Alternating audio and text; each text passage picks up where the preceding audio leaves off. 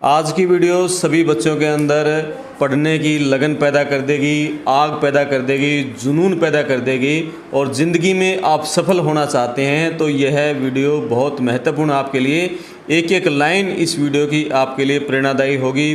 आखिर तक पूरी वीडियो को देखें और इस चैनल को सब्सक्राइब करें, क्योंकि जो अच्छी अच्छी वीडियो हैं, जो टॉपर से स्टूडेंट की वीडियो हैं, आईएएस के इंटरव्यू हैं, आईपीएस के इंटरव्यू हैं, डॉक्टर्स के इंटरव्यू हैं, वो लगातार हम आपके सामने लेकर आते हैं। कला, इतिहास, मनोरंजन, राजनीति, खेती, किसानी, सभी तरह की जानकारी हम आपके पास लेकर आते रहेंगे।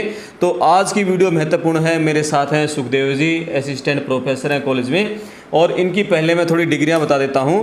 7 एमए पास आउट हैं, 5 बार नेट क्लियर कर चुके हैं, बीएड हैं, जेबीटी बीएड का एस्टेट क्लियर है, जेबीटी बीएड पीजीटी का एस्टेट क्लियर है और जेबीटी बीएड पीजीटी के बाद इन पदों पर कार्य कर चुके हैं। अब असिस्टेंट प्रोफेसर के पद पर कार्य कर रहे हैं और पब्लिक एडमिनिस्ट्रेशन, पोल साइंस और सोशियोलॉजी, इनका एचपीएससी का जो इंटरव्यू है वो क्लियर कर चुके हैं। यानी इन तीनों पदों पर वो लेक्चरर लगने के योग्य थे। आजकल ये सोशियोलॉजी के लेक्चरर हैं।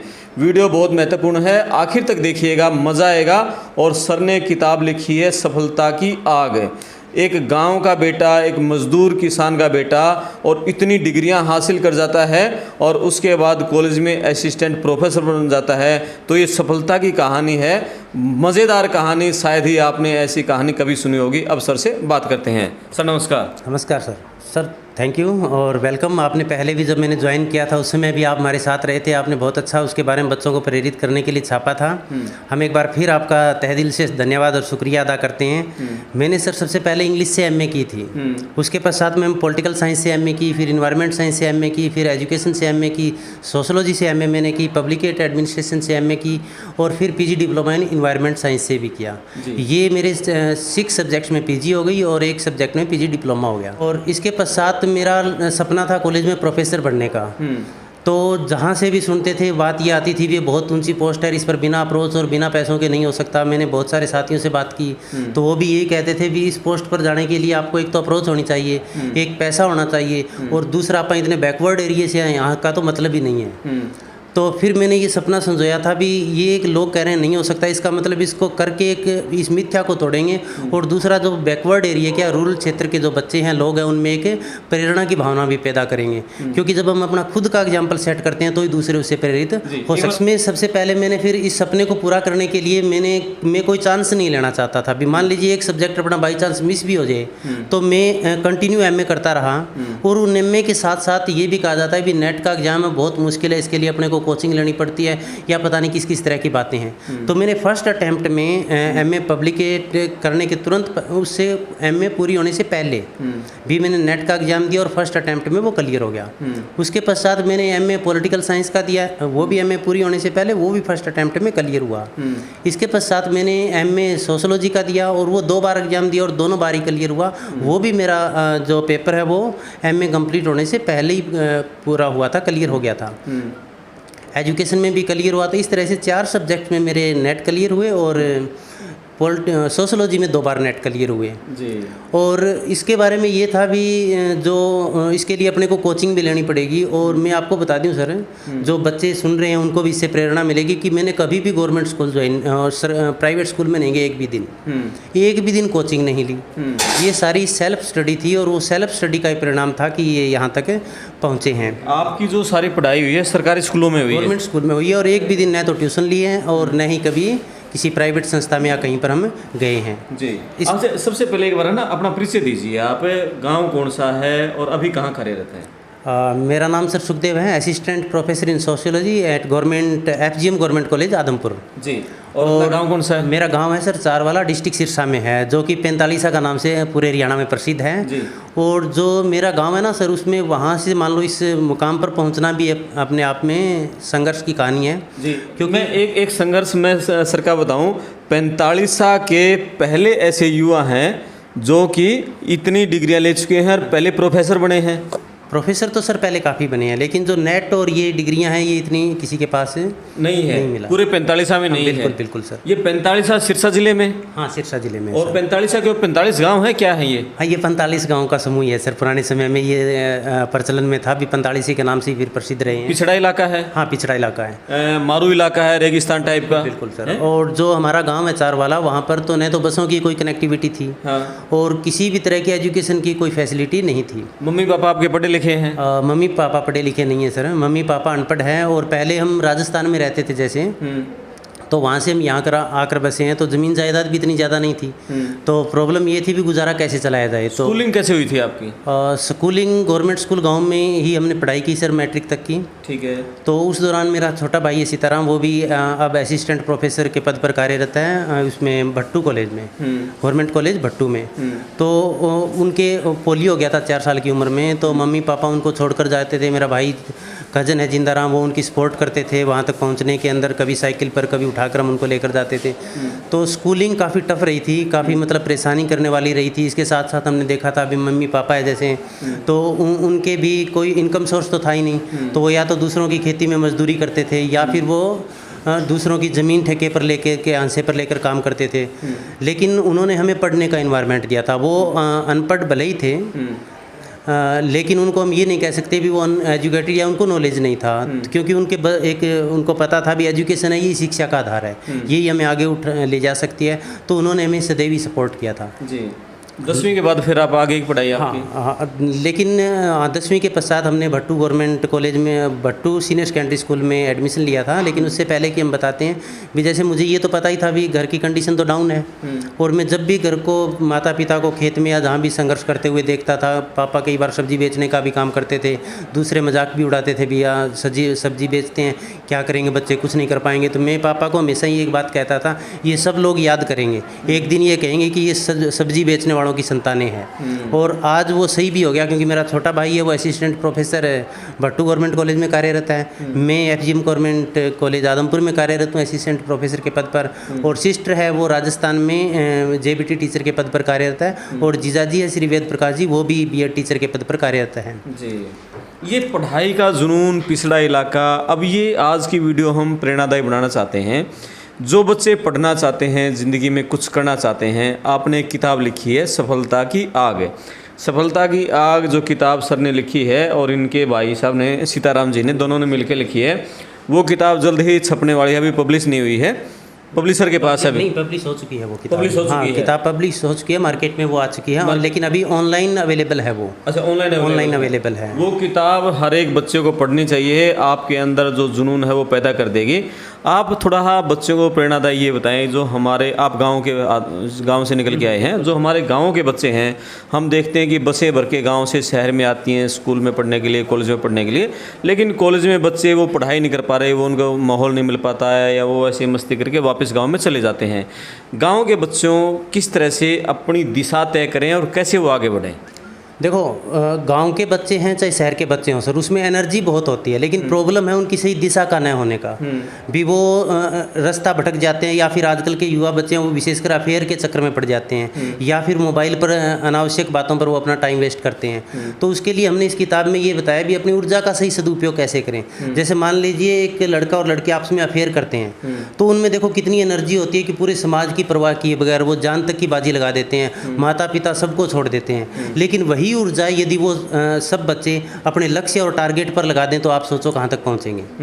तो अपनी ऊर्जा को केंद्रित करना सबसे पहले ज़रूरी है। और कई बार बच्चे होते हैं भी, जी गरीबी एक कारण है मेरा, मैं आगे नहीं बढ़ पा रहा हूँ, या पारिवारिक माहौल ऐसा नहीं है, या फिर गवर्नमेंट ऐसा करती है, या फिर करप्शन है। तो इन सब का उदाहरण मैं आपके सामने, हम तीनों बहन आपके सामने इसका उदाहरण है भी। ऐसा कुछ नहीं है भी, गवर्नमेंट में भी पारदर्शिता, यदि आपके अंदर टैलेंट है तो वो आगे आ ही आएगा। आप जैसे बच्चों को किस तरह से उसमें किताब में मार्गदर्शन किया? जैसे आपने एक बार बातचीत में ये कहा था कि मुझे कोई गाइड करने वाला नहीं था, कोई गाइड करने वाला होता तो मैं UPSC का एग्ज़ाम क्लियर कर चुका होता, मैं IAS भी बन जाता, कि मैं, क्योंकि मुझे गाइड करने वाला कोई नहीं था। आप किस तरह से उस किताब के माध्यम से बच्चों को गाइड किया जा रहा है कि वो अपना लक्ष्य तय करें? उसमें सर हमने ये बताया भी, पहले तो अपनी क्वालिटी को आप पहचानो भी, आपके अंदर क्या क्वालिटी है, और वो क्वालिटी पहचानने के पश्चात बच्चे के माइंड में हमेशा ही, चाहे कोई भी हो, आप हो चाहे मैं हूँ चाहे कोई, एक माइंड में डाउट रहता है कि मुझे ये नहीं मिला तो क्या होगा। तो ये विचार तो अपने माइंड में लेकर ही नहीं आना है, क्योंकि यदि हमने उसको दिल से चाहा है ना तो वो अपने को मिले ही मिलेगा, क्योंकि उसके लिए अपनी मेहनत की है। देखो, जब भी हम कुछ चाहते हैं तो चाहत और चाहने और पाने के बीच की एक समय अवधि होती है। जैसे मान लीजिए मैंने प्रोफेसर बनने का सपना देखा, मैंने वो 2010 में सपना देखा और मैं 2017 में उसमें लगा, तो ये चाहने और पाने के बीच की अवधि थी। इस अवधि के बीच में मैंने क्या किया है, कितना स्ट्रगल किया, कितनी मेहनत की, उस पर निर्भर रहेगा कि आपको अपना लक्ष्य मिलेगा या नहीं मिलेगा। एक तो होते हैं खाली चाहने वाले और एक होते हैं मेहनत करने वाले। यदि सही दिशा तय करके आप यदि जो चीज़ चाहते हैं तो आपको 100% मिलेगी, कोई नहीं रोक सकता। आप जैसे अभी कॉलेज में पढ़ा रहे हो, तो आप पहले मोटिवेशनल का कुछ बच्चों को बताते हो या सीधा अपना सब्जेक्ट पढ़ाते हो? नहीं, अब मैं सब्जेक्ट पर बहुत कम फोकस करता हूँ सर, आपको मैं सच्चाई बता रहा हूँ, क्योंकि बहुत कम पतली पतली किताबें हैं। ये बच्चे खुद भी पढ़ सकते हैं और ये किताब में केवल इसमें 10 ही दिन में कंप्लीट करवा सकता हूँ। लेकिन कॉलेजिंग का मतलब ये होता है कि बच्चे को हम भावी जीवन के लिए तैयार कर रहे हैं। तो आप अपने मेरे सोशोलॉजी किसी भी स्टूडेंट से आप पूछ लीजिएगा, मैं उनको प्रत्येक ऑप्शन बताता हूँ भी आपके लाइफ में इस एजुकेशन पर आप कहाँ तक जा सकते हैं। और कई बच्चों को मैं ये भी कहता हूँ आपकी कोई प्रॉब्लम है या क्या प्रॉब्लम आ रही है तो आप अपने टारगेट डिसाइड करके आप मुझे बताइएगा, तो मुझे बताते भी और मैं इनको सॉर्ट आउट करने की कोशिश भी करता हूँ। और बच्चों को इससे प्रोत्साहन भी मिलता है। और जैसे क्लास में पढ़ाते हैं तो क्लास में डेली का 5 या 7 मिनट का हम ऐसा करते हैं जिससे बच्चे मोटिवेटेड रहें, उसके अंदर ऊर्जा बनी रहे। क्योंकि आपके जो स्टूडेंट्स हैं उन्होंने कुछ आपसे जैसे इतना मोटिवेट करते हो, उससे कुछ सीखा? आपको लग रहा है कि मेरा किया हुआ, मेरी जो मेहनत है वो सफल हो रही है? बिल्कुल बिल्कुल सर, मैं आपको बता दूँ, इस मैंने आपसे हमारी पहली मुलाकात हुई थी 2017 में, उस समय मैंने बताया था। तो अब मेरे लगभग 10 या 11 स्टूडेंट के आसपास ऐसे हैं जो कॉलेज में प्रोफेसर बन चुके हैं। और एक हमारी स्टूडेंट है बनीता सिंह, जो अब यूपीएससी की तैयारी कर रही है और वो बहुत जल्द शायद नेक्स्ट अटैम्प्ट में वो क्लियर कर जाएगी। इस बार वो क्लियर कर जाएगी। इसके अलावा जेबीटी, बीएड या पुलिस में या क्लर्क में, इसमें न जाने कितने स्टूडेंट अपने सिलेक्ट हो चुके हैं, उसकी कोई गिनती नहीं है। सफलता की आग आपने जो किताब अभी लिखी है, उस सफलता की आग वाले टिप्स, वो उसका वही नाम कैसे चयन हुआ? उसका सर ये एक हुआ कि जब तक अपने अंदर कुछ आग पैदा नहीं होगी ना, तब तक आप कुछ नहीं कर पाए। आग का मतलब है यहाँ पर लगन भी, आपके अंदर वो लगन, उसके अलावा आपको कुछ दिखे ही ना, सिर्फ वही चीज़ आपके माइंड में हो, तभी हम आगे बढ़ पाएंगे। तो इसके लिए हमने एक, इसमें जैसे आप मेरे बारे में पूछ रहे थे, तो मैंने एक स्पेशल लेसन डाला है, संघर्ष की कहानी लेखक की जुबानी, जिसमें हमने, जैसे मैंने पहले जेबीटी ज्वाइन किया, फिर बीएड की पोस्ट पर कार्य किया, फिर पीजीटी की पोस्ट पर और फिर कॉलेज प्रोफेसर की पोस्ट के ऊपर। तो ये सारी संघर्ष की कहानी बताई मैंने। एक उसके अंदर हमने विशेष रूप से एक लेसन दिया है, बदतर से बेहतर कैसे निकालें। भी हालात तो सभी के खराब हैं, तो उन हालातों में यदि हम संघर्ष करेंगे तो ही हम आगे बढ़ पाएंगे। तो वो किताब है, वो जब पढ़ेगा बच्चे के अंदर एक जुनून पैदा करेगी, और वो जुनून ही बच्चे को, जिसके अंदर ना जुनून है वही आगे जाएगा। छोटा सा एक उसमें एक उदाहरण आप दे दिए अपने संघर्ष का। बिना लाइट के आपने गांव में बिजली नहीं होती हैं, उसके बिना आप पढ़े हों या पैदल लंबे दूर तक गए हों, एक छोटा है कोई एक उदाहरण संघर्ष का। उसमें सर जैसे हम शाम को पढ़ते थे तो वो लैंप जलाकर पढ़ते थे या मिट्टी का दीपक वो जलाकर पढ़ते थे, और जाना पैदल होता था। लेकिन जैसे आजकल के बच्चे हैं वो आमतौर पर बहाने करते हैं, जी क्लास में हम नहीं पहुंच पाते क्योंकि बसीज नहीं है। तो ये उनके मार्ग की सबसे बहुत बड़ी बाधा है, क्योंकि ये तो अपने मात्र बहाने हैं। यदि आप चाहें तो वो चीज़ आप एडजस्ट कर पाएंगे। तो हमने उसमें एक एग्जाम्पल दिया है अब्राहम लिंकन का, भी जिनके पास कुछ भी नहीं था सिवाय खुद के शरीर के, लेकिन उसके पास एक चीज़ थी जो किसी के पास नहीं थी, वो थी इच्छा शक्ति। और जिसके पास इच्छा शक्ति है वो चाहे बाकी कुछ होना हो सब कुछ हासिल कर लेगा। बिल्कुल। एक सर इसमें हम आपको बताना चाहते हैं कि टीचर्स का योगदान स्टूडेंट के लाइफ में बहुत महत्वपूर्ण होता है। एक दिशा देने का जो काम करता है वो स्टूडेंट, मान लीजिए अर्जुन है तो टीचर उनके लिए श्री कृष्ण के समान होते हैं। और मेरा जहाँ तक रहा उसमें हमारे श्री करतार सिंह जी गुरुजी थे, उनका बहुत योगदान रहा। उन्होंने आर्थिक रूप से भी सपोर्ट किया और वैसे भी सपोर्ट किया था।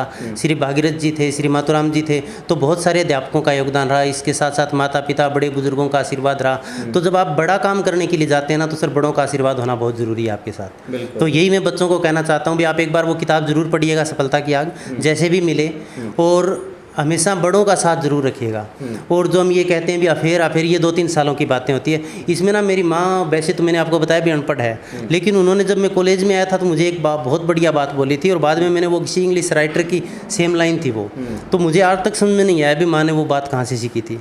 मेरी माँ ने ये कहा था, बेटा ये लाइफ तेरा इन्जॉय करने का लाइफ है, ये दोबारा नहीं आएगा। जिस दिन मैं पहले दिन कॉलेज में आया था भी ये लाइफ दोबारा आ ही नहीं सकता, तू जो मन में आए वो काम करना तू, लेकिन एक बात ध्यान रखना, तू जब भी कोई काम करे तो ये देखना है भी, ये सोचना कि तेरी माँ तेरे सामने खड़ी है, तू ये काम कर रहा है तो तेरी माँ का सिर शर्म से झुक जाएगा या गर्व से ऊपर उठ जाएगा।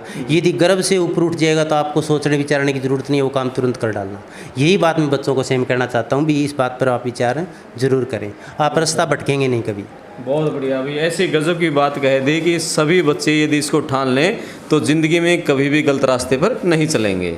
अच्छा सुखदेव जी, एक और बताइए, जो आपने किताब लिखी है इसकी कोटेशन क्या है किताब की? इसमें सर हमने सफलता पर फोकस किया है, तो हमने इसमें लिखा है भी लक्ष्य आपसे ऊपर है या आप लक्ष्य से ऊपर हैं, यही विचार आपका सफलता को तय करेगा। लक्ष्य आपसे ऊपर है, इसका मतलब ये हो गया कि हम और सारे काम छोड़ देते हैं उस जब तक वो लक्ष्य हासिल नहीं हो जाता। जैसे मान लीजिए कभी शादी में चले गए, कहीं फंक्शन में चले गए, यदि हम वहाँ पर जा रहे हैं, इसका मतलब लक्ष्य हमसे ऊपर नहीं है, हम लक्ष्य से ऊपर हैं, हम अपने को प्रायोरिटी दे रहे हैं। लेकिन यदि उन कामों को हम छोड़कर केवल उसी पर फोकस हैं तो लक्ष्य हमारे से ऊपर है और वो लक्ष्य हमें मिले ही मिलेगा। हाँ, एक हमने इसमें, हमारा जो छोटा भाई है मेरा सीताराम, उसकी कोटेशन है कि विजेता हमेशा सही समय पर सही दिशा में स्टिक प्रहार करते हैं। तो वो सही समय जिस दिन अपन ठान लेते हैं उसी दिन अपना सही समय होता है और प्रहार करने का वही समय उपयुक्त होता है। बिल्कुल। और सीताराम जी को पोलियो हो चुका है और एक पैर उनका स्वस्थ नहीं है। दूसरी वीडियो में दोनों पैर उनके स्वस्थ नहीं है। और दूसरी वीडियो में हम सीताराम जी से बातचीत करेंगे और कई वीडियो हम पूरी इस एपिसोड पर लेकर आएंगे। सुखदेव जी से भी लगातार बात करेंगे, उस किताब पर भी एक हम बात करेंगे, वो किताब हमारे हाथ में नहीं है। आप चैनल सब्सक्राइब करें। मैं आपका दोस्त करमपाल, धन्यवाद।